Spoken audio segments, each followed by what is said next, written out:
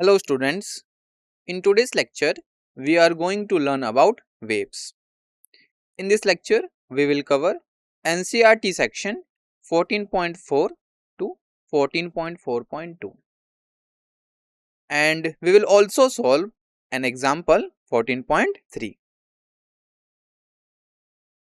This is our disclaimer. Learning objectives. By the end of this lecture you will be able to calculate and analyze the speed of traveling waves in various media such as strings, solid, liquid and air. Now let's look at the topic we are going to cover in this lecture. First, 14.4, the speed of a traveling wave. Then we will discuss section 14.4.1 where we will know about the speed of a transverse wave on stretched string. And then we will solve an example 14.3. And last 14.4.2, speed of a longitudinal wave. Alright. Now let's understand how the phase of a traveling wave moves as the wave travels. We will focus on what happens to different points on the waves as time passes and how we can describe this movement using simple terms and diagrams. So let's start by talking about the wave speed. Wave speed tells us how quickly the entire wave pattern moves through a medium, like how fast a ripple travels across water. It's important to remember that wave speed depends on the properties of the medium, such as tension and density for a string, or air temperature for sound waves. Progression of a harmonic wave from time t to t plus delta t as shown in the diagram. Figure 14.8, traveling wave from time t to t plus delta t. So here the figure shows the wave at two different times. The whole pattern seems to shift to right as time passes. Alright. So as time passes, here wave shifts towards right. Here delta t represents a small time interval. As the wave moves from time t to t plus t to delta t, the entire wave pattern shifts to the right. This means every point on the wave, including crests, troughs and points in between, moves rightward via certain distance. This rightward shift is what we mean by the wave traveling through the medium. Specifically, the crest of the wave or any point with a fixed phase moves to the right by a distance delta x during the time interval delta t. This distance delta x is directly related to the wave speed. Wave speed equals delta x divided by delta t, or v equal to we can say delta x upon delta t. Alright. So as shown in figure 14.8, so time passes, the wave pattern shifts towards the right. I hope this is clear. Now let's discuss the speed of a traveling wave. Remember, a traveling wave is a disturbance that moves through a medium, carrying energy from one place to another. So let's look at how we define the speed of a wave. So speed which we call v is simply how far the wave travels, delta x divided by the time it takes, delta t. So v equal to delta x upon delta t. In the figure, you can see the wave moving from one position to another over a certain time interval. The wave position changes here as the time passes. So let's focus on a specific point on the wave, like the bold dot at the crest. This one, bold dot at the crest. Clear? This point keeps the same phase as the wave move forward. In other words, as the wave travels, this point moves along the wave so that its position on the wave pattern stays the same. Alright. So to keep the phase constant, the position of this point must change with time. Mathematically, we can write this as kx minus omega t is equal to constant, where k is the wave number and omega is the angular frequency.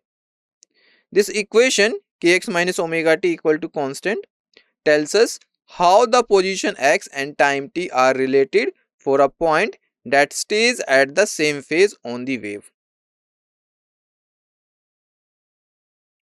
Now, phase kx minus omega t is equal to constant implies that as time t changes, the position x must also change to keep the phase constant. This is a key idea for understanding how waves travel. The points of constant phase move, and that's how the wave propagates through space. Now let's make this more precise.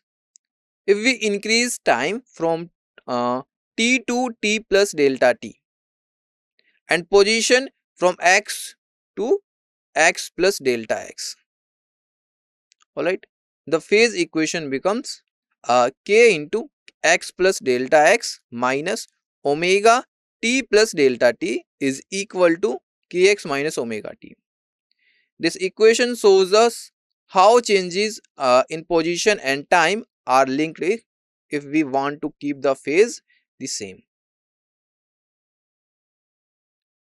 If we simplify that equation, we get k times delta x minus omega times delta t equals 0, or we can say delta x is equal to k into delta x is equal to omega into delta t. This relationship connects how far the wave moves in a certain time, that is delta t, to its wave number and angular frequency. So now let's look at the equation k into delta x minus omega into delta t is equal to 0. Here k is the wave number and omega is the angular frequency. So rearranging this equation, we get delta x over delta t is equal to omega upon k. Clear? It shows that the ratio of distance traveled to the time taken is equal to omega divided by k. Therefore, we can write the speed of the wave v equal to omega by k. Now, one important thing. Remember, v is the speed in meters per second. Omega is the angular frequency in radians per second, and k is the wave number in radians per meter. This formula connects the properties of the wave to its speed. Let's substitute the standard expressions for omega and k. Omega is 2 pi divided by t and k is equal to 2 pi upon lambda. Alright. So here we know t is the time for one complete oscillation and lambda is the distance between two consecutive crests or troughs. Now plugging these values into our formula, we get v equal to 2 pi divided by t divided by 2 pi divided by lambda. So when we solving this equation, you will get the value of v. Now, by simplifying, speed of the wave is v equal to lambda upon t. So we know nu equal to 1 upon t. So v equal to lambda nu. Here lambda is the wavelength, which is the distance between two consecutive crusts or troughs. So this is a general expression of velocity for all progressive waves.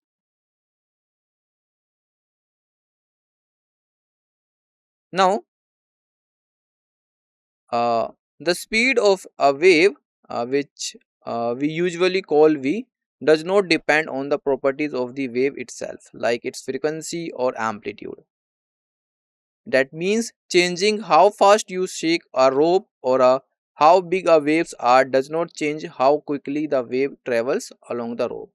Instead, the speed of a mechanical wave depends on the properties of the medium it's moving through. For example, sound travels faster in steel rather than in air because the medium is different. So it's the material itself that matters most for wave speed. Speed mainly depends on two properties of the medium. First, let's talk about the inertial property. This refers to how much mass is present in a given length of the medium. For strings, the inertial property is represented by the linear mass density denoted by mu. Now let's look at the elastic property. This describes how easily the medium can be stretched or compressed. Elastic properties depends on both the type of the medium and the kind of wave. For linear media like a stretched string or a metal rod, we use Young's modulus, written as E to describe elasticity. Young's modulus measures how stiff a material is. A higher E means the material is stiffer and waves travel faster. For other types of media, we might use the shear modulus G or bulk modulus B. Clear? Depending on the situation. The shear modulus applies to materials that can be twisted, while the bulk modulus is for materials that can be compressed in all directions, like liquids or gases. So, relationship V equal to lambda nu is universal and applies to all types of waves like mechanical waves. So these are waves that need a medium to travel through like air, water or a solid object. Examples include sound waves, vibrations on a string and water waves. For instance, when you pluck a guitar string, the vibration travels as a mechanical wave along the string. Next, we have electromagnetic waves. These waves do not need a medium and can travel through a vacuum. Examples are light, radio waves, and X rays. Sunlight reaching us from the sun is an electromagnetic wave traveling through the vacuum of space. And last, matter waves. So, also known as de Broglie waves. These are associated with particles like electrons and are important in quantum physics. Now let's discuss wave speed in a stretched string and we will use dimensional analysis to understand it. First, let's think about the what determines the speed of a mechanical wave. The speed depends on two main things: the restoring force, which tries to bring the medium back to its original position, and the inertial properties, which resists motion. For a stretched string, restoring force is the tension T. Tension is simply the force pulling the string tight, measured in newtons. So look at the figure. The string is stretched and the tension acts along its length. The greater the tension, the stronger the restoring force. The inertial property here is the linear mass density, represented by Greek letter mu. Alright. So in the figure, tension force in the string, the tension is acting here when we stretch the string, tension in opposite direction. Similarly in this diagram. And if we talk about the linear mass density, so we can say linear mass density is the mass per unit length of the string measured in kilograms per meter. A heavier string will be harder to move, so inertia increases with mu. While we could use Newton's law to derive the exact formula for wave speed on a strings, that's a bit advanced for now. Instead, we will use dimensional analysis, which is a simpler way to see how wave speed depends on tension and linear mass density. This approach helps us understand the relationship without a full derivation. So we shall use dimensional analysis to understand the relationship between V, T and mu. Now uh, let's start by looking at the dimension of speed, which we usually represent it as V. So speed is the distance divided by time. So its dimension is length over time. So written as L T inverse. So our goal is to use the dimensions of tension T and mass per unit length mu to get the dimension of speed L T inverse. This means we need to combine T and mu in a such a way that their units cancel out to give us the units of speed. So dimensions of mu is ml inverse and tension T is ml T raised to the power minus 2. Tension, which is a force, has the dimension formula this one, ml T raised to the power minus 2. Now if we divide the tension T by the mass per unit length mu, so let's see what happens to the dimensions. We have ml T raised to the power minus 2 divided by ml ml inverse, which simplifies to L square T raised to the power minus 2. This is not quit speed at, but if we take the square root, we get L T inverse, which matches the dimensions of speed. So dividing by T by mu and then taking the square root gives us the right units for velocity. Clear? Therefore, it can be said that V square is directly proportional to T divided by mu. Alright. So we can say here if you increase the tension, the wave moves faster, and if you increase the mass per unit length, the wave moves slower. Now hence the velocity can be written as V is equal to C into under root T by mu. Clear? The constant C comes from the dimensional analysis, and uh, this equation is very important.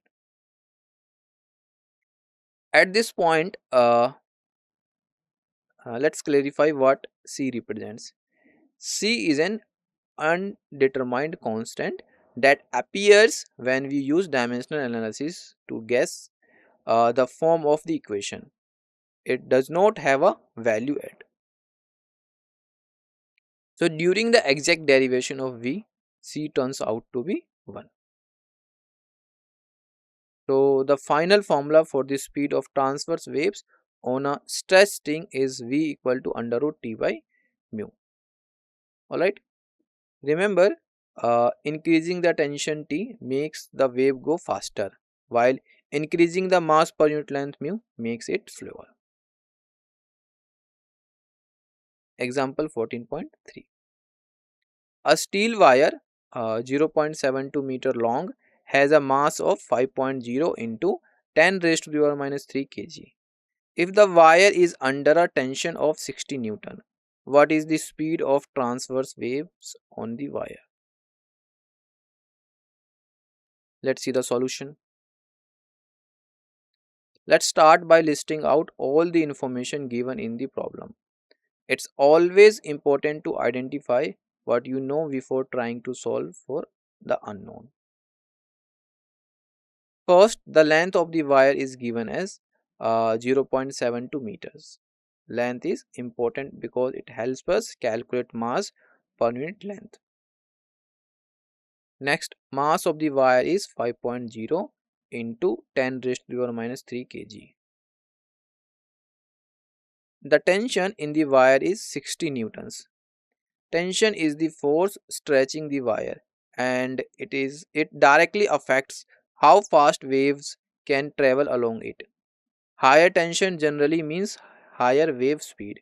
So keep that relationships in mind.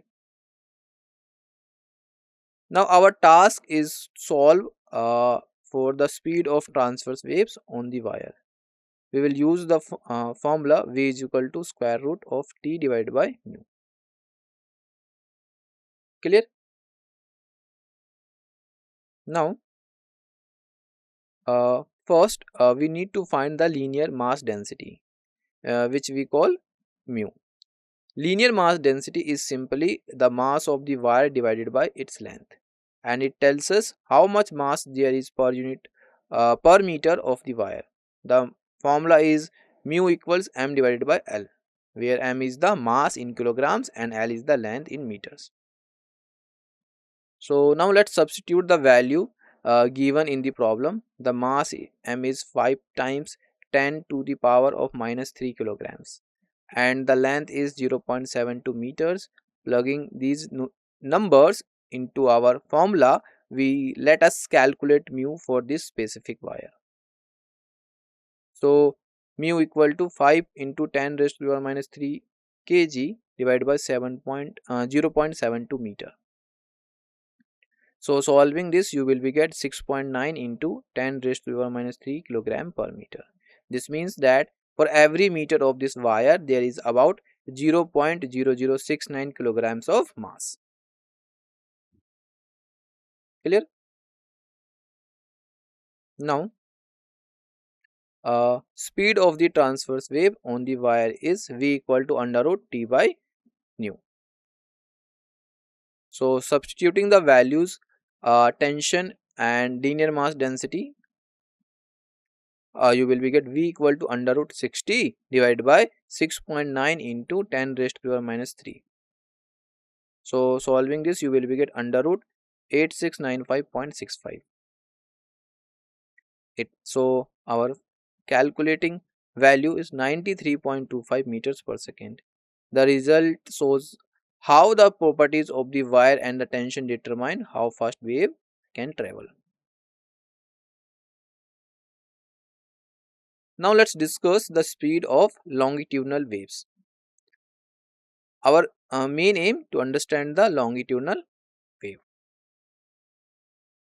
First, we can say speed of a longitudinal wave is determined using the elastic and inertial property of the medium. The elastic properties and the inertial properties of the medium this is two important thing. Elastic properties tells us how easily the medium can be compressed or stretched, while inertial properties relate to the mass or density of the material. Now let's look at the general formula for the speed of a longitudinal wave. V equal to under root E divided by rho. Clear? Where E is the modulus of elasticity of the medium. Rho is the density of the medium. A higher density means more mass for the wave to move, which slows it down. So if you compare air and water, water is denser and that affects how sound waves travel through it. Remember, both elasticity and density work together to determine the final wave speed. Now, general formula is V equal to under root E by rho. In this formula, V is the speed of the wave in meters per second, E is the modulus of elasticity of the material in newtons per square meter, and rho is the density of the material in kilograms per cubic meter. Velocity of wave in solids. In solids, the modulus of elasticity E can take different forms depending on uh, type of wave and geometry of the solid. For thin rods carrying longitudinal waves, we use Young's modulus, which is represented by Y instead of general modulus E. Young's modulus measures how stiff a material is when stretched or compressed. The stiffer the rod, the faster the wave can travel through it. So for a thin rod, the velocity of the wave is given by V equal to under root Y divided by rho. Now, for bulk solids, elasticity involves both the bulk modulus B and the shear modulus G. Effective modulus for longitudinal waves in a bulk solid is E equal to B plus 4 by 3 into G. This formula combines the effects of both the bulk and shear moduli. So if either B or G increases, the effective modulus E also increases, making the material stiffer and allowing waves to travel faster. Substituting the expansion for E in the general formula, V equal to under root B plus 4 by 3 G divided by rho. So, in the case of fluids, elasticity E is replaced by bulk modulus B. Bulk modulus measures the resistance of a fluid to compression. In other words, the higher the bulk modulus, the harder it is to compress the fluid. For example, water has a much higher bulk modulus than air, so it's much less compressible. So, the bulk modulus for a fluid is defined as the ratio of the change in pressure to the fractional change in volume.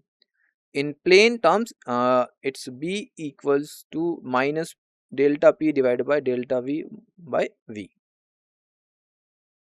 Negative sign indicating that an increase in pressure leads to a decrease in volume. So, pressure and volume change in opposite directions. Now, let's put it all together. The formula for the speed of a longitudinal wave in a fluids is V equal to under root V B divided by rho, which is equal to under root delta P into V divided by rho into delta V. This means that if the fluid is harder to compress, higher B, the wave travels faster. If the fluid is denser, higher rho, the wave travels slower. Clear? Now let's discuss Newton's assumption about how sound waves travel through a medium. Newton's assumed that the compressions and rarefactions, the squeezing and stretching of air in a sound wave, happen very slowly. Because of this slow change, he considered the process to be isothermal, meaning the temperature stays constant throughout. For an isothermal process, we use the ideal gas law, which is P times V equals N times R times T. It means PV equal to nRT. PV equal to constant. In this case, Newton's deducted that the bulk modulus of elasticity for the medium is equal to the pressure of the medium. So B is equal to P. The bulk modulus is measured in pascals, just like pressure. Using these assumptions, Newton's came up with a formula for the speed of sound. V equals the square root of P divided by rho. Here, V is the speed of sound in meters per second, P is the pressure in pascals, and rho is the density in kilograms per cubic meter. Laplace correction, adiabatic process. Laplace noticed that the compressions and rarefactions caused by sound waves happens extremely quickly. Emphasize that these changes are so rapid that the air does not have much time to adjust. This is different from slow processes where the systems can exchange heat with its surroundings. This rapid nature means there is insufficient time for significant heat exchange between the compressed regions and the surroundings. Therefore, the process is described as an adiabatic process, no heat exchange.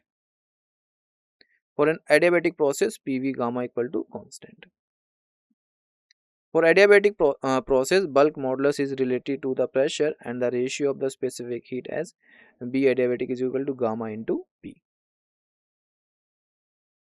Now, uh, now let's look at the general formula for the speed of sound.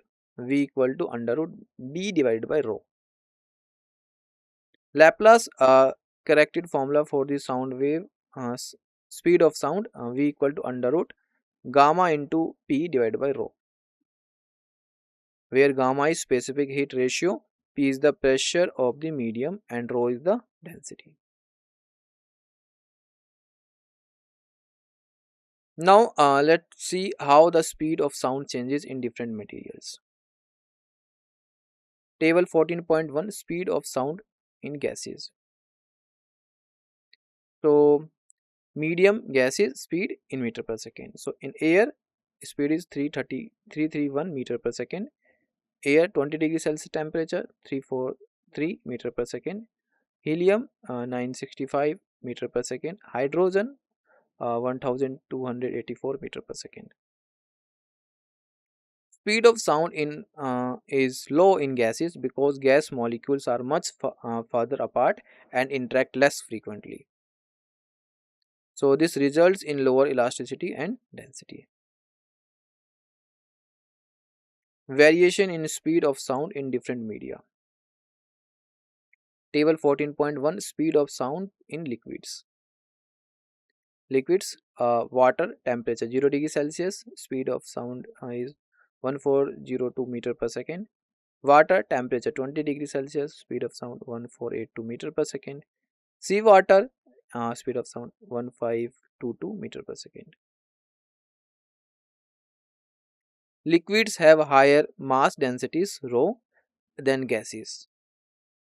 Therefore, significantly higher increase in their bulk modulus B.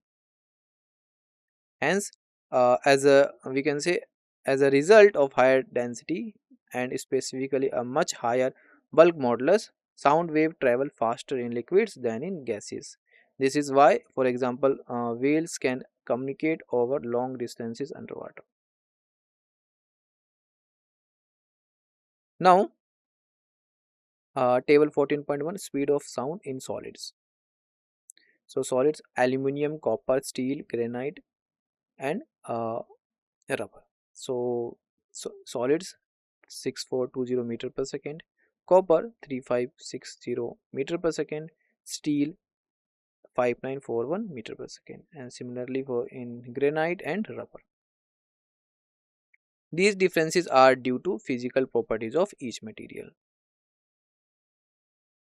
Solids generally have a higher bulk modulus, which is a measure how fast resistance a material is to compression, and they also have higher mass densities compared to gases. The bulk modulus is usually represented by B and is measured in pascals. Both these factors influence how fast sound can move through the material.